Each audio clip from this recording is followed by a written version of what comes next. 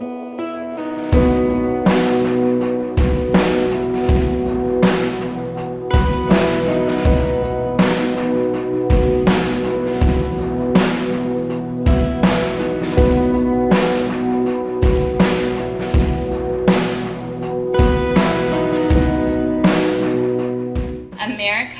is one generation away from being known as a post-Christian nation.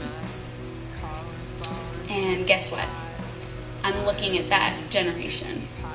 I'm looking at the people who are going to make that decision. I am the raindrop falling down, always longing for the deeper ground. I am the broken, breaking seas. Even my blood finds ways to bleed. Even the river's ways to run. Even the rain to reach the sun. Even my thirsty streams. Even in my dreams, I am restless. I am restless. I am restless. Looking for you. I am restless. I run like the ocean to find your shore. Looking for you. I am the thorn stuck in your side. I am the one that you left behind. I am the dried up doubting eyes, looking for the well that won't run dry. Running hard for the other side, the world that I've always been denied. Running hard for the infinite, with the tears of saints and hypocrites. Oh, blood of black and white and gray, death and life and night and day. One by one by one, we let our rivers run. I am restless. I am restless.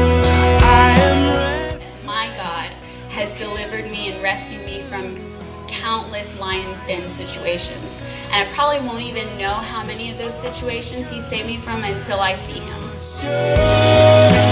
Looking for you. I can hear you breathing. I can hear you leaving. More than just a feeling. More than just a feeling. I can feel you reaching, pushing through the ceiling till the final healing. I'm looking for you. Until the sea of glass we meet, at last completed and complete. We're tied in tear and pain subside.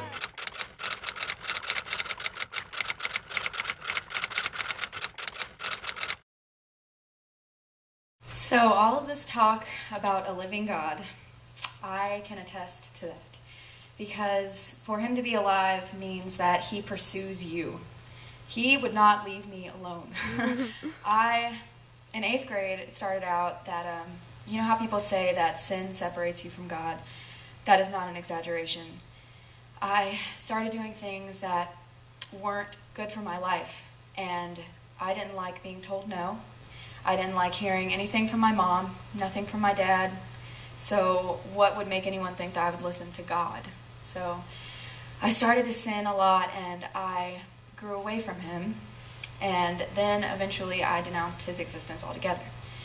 And I spent 3 years like that, living without any belief in any God at all whatsoever. And I started high school, and I met a girl named Vanessa. And God moved in her for 3 long years and just pushed her to talk to me every day about Jesus and about who He was and what He stood for and what He wanted for my life. And I was so stubborn. I was so stubborn. And this summer, I was in St. Augustine, and they have a really pretty cathedral there. And I went there with a few of my friends, and I sat down, and I was like, I really want to believe. Because I started to feel something. I had started to feel Him. I felt His presence with me in my life, and that when I woke up in the morning and I was in pain, I wasn't alone. And I started to think, all of this logic that I have going towards why there isn't a God. God is love, and how how can we make logical sense of love? Love is not logic.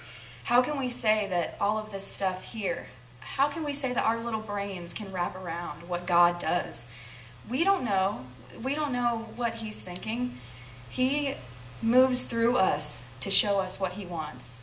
And finally, I read this book. I'm reading it still. It's called Blue Like Jazz. I recommend it for all of you. It's by Donald Miller. And I sat down, and there was a girl in it who was going through the same thing as me. And it said that she wanted to believe, and she wanted to be a Christian, but she just felt like she couldn't. And that her logic was getting in the way.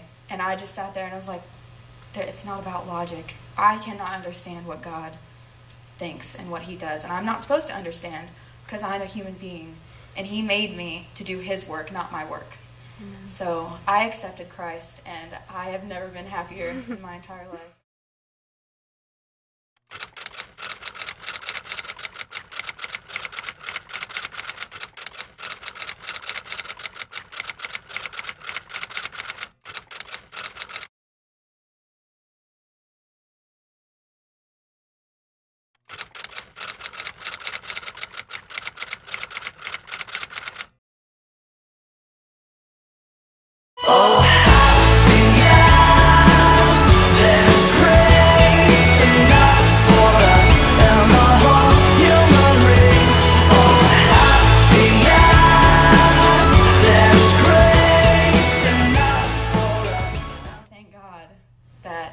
He finally got to me, and I pray every day on my way to school, let me be more like Christ, because what other kind of way would you want to live? I want to love like him, I want to walk like him, I want to be like him.